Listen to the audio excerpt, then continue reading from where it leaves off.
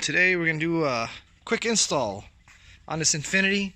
We have the wheel lights here. Basically, let me go through exactly what comes with the kit. You're going to get basically 4 of these wheel lights. They're 15.5 inches in diameter all the way on the outside, about 14.5 on the inside.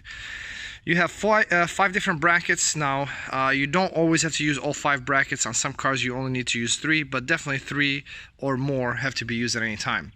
Now, you're going to see basically that each one of these wires is going to have a right or left on it, because our wheel lights actually have a turn signal function. So essentially, you'll put both right wheel lights on one side of the car and both lefts on the other side of the car, so that way, when you turn on your turn signal, both wheel lights will go ahead and automatically do a turn signal function on both sides. And this kit will actually also have a braking function, where every time you hit the brakes, automatically all 4 wheel lights will come on in red. So you're going to get 4 of these wheel lights. You're going to have basically some instructions here. Now, just let you know, this is not for the faint of heart. We recommend professional installation on this. There is some drilling required. There's customization required as well. But everything that you need to know is right here. And then you also have this pamphlet, which essentially tells you everything about the app and how you're going to be able to utilize it.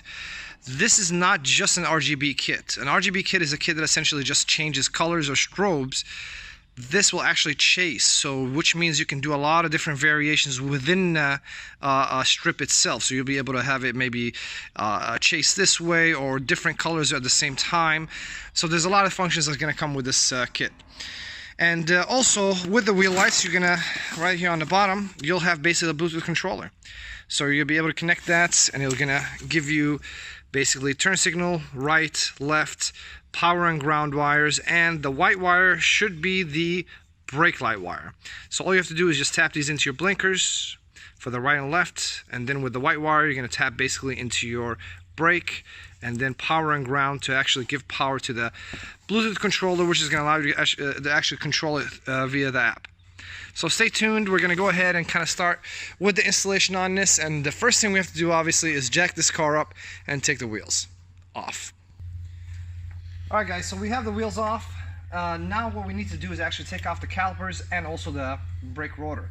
So what we're going to do, instead of taking off the caliper and keeping the bracket, we're going to actually take off the bracket and keep the caliper on the bracket.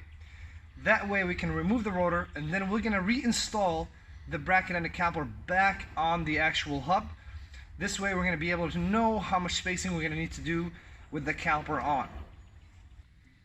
Alright guys, so we went ahead, we removed the bracket in the beginning, we took the rail out, and then we went ahead and put the bracket right back with the caliper. We kind of need this to get an idea of how much space we have to play with. So originally this had 5 brackets on there. I went ahead and removed one of them because what I realized is this dust cover is not a full dust cover. It's fairly small, so we're not going to be able to get all 5 contact points on there. Matter of fact, I think we're going to actually remove one more, because I think 3 contact points is going to be basically the key on this one. So what we're going to do here is essentially, once we realize the contact points, which as you can see right here, 3 contact points that we're going to have.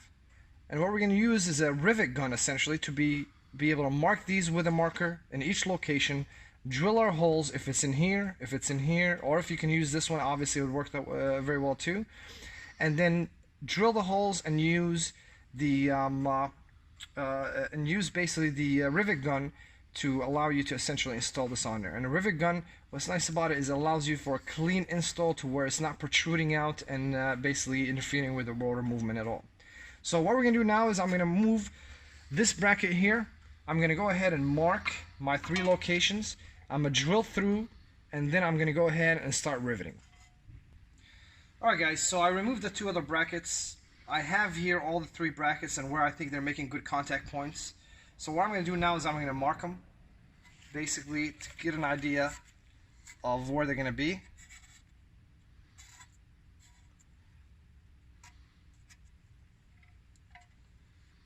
And then once I do that, let me get this back in place.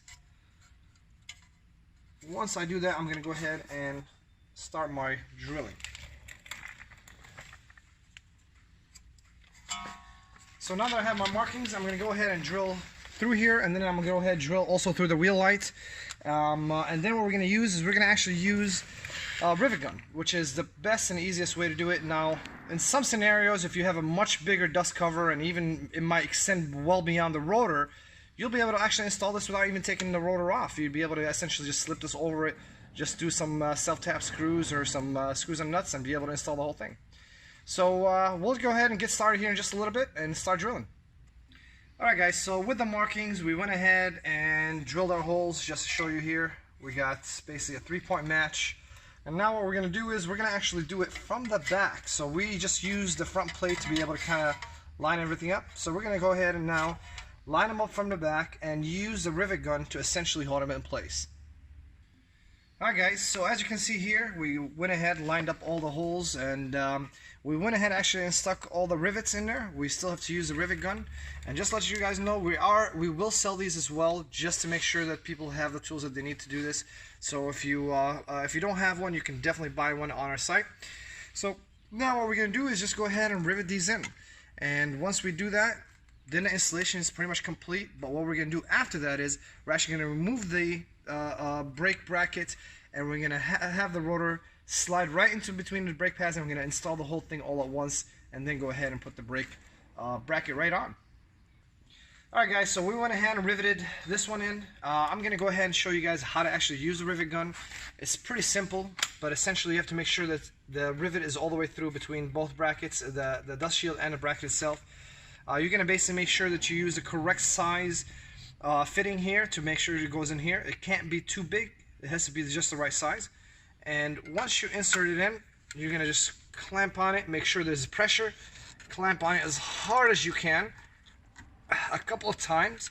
Then you can maybe rotate, do it again, make sure there's applied pressure, and then it should break right off. Once it breaks off, then you have a perfect rivet, and as you can see here, this is nice and tight. Alright, so now we have all the rivets in. Everything looks nice and clean. So what I'm going to do is I'm going to go ahead and remove the bracket for the caliper all over again. I'm going to remove it, bring the rotor in, slide the rotor inside between the brake pads, and install the whole thing all at once. That way I don't actually have to remove the wheel light. Now just to let you know, from car to car is going to be a little bit different. This is definitely something for, we consider professional, I guess, at least somebody that knows what they're doing, because it's not the same for every car. There's different size shields. As you can see on this one, for instance, it's only 3/4 of a shield, and it's very short. There's cars that essentially have a full round one. There's cars that have it to extend much further than that brake rotor. So this is not for the faint of heart. This is definitely something that's, on my scale, would require to be almost at a level of a mechanic, or at least someone that knows about customization and is well aware that sometimes you have to do something out of the box to make things work. Alright, so we have our caliper, we have our rotor back on, the bracket is nice and tight, everything looks good, it's very nice and sturdy. So what are we going to do with the wire? It's very simple.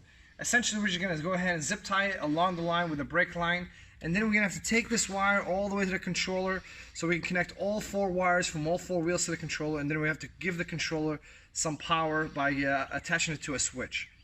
Other than that, this is really the biggest part of installing the wheel lights. I mean, I think this is the hardest part. The wiring portion is pretty simple. They all plug and play, and it's fairly simple and easy. So, hopefully this video was informative enough. Like I said, this is not for the faint of heart, so if you're not used to doing this type of work, please take it to a professional, and they'll make your life much easier.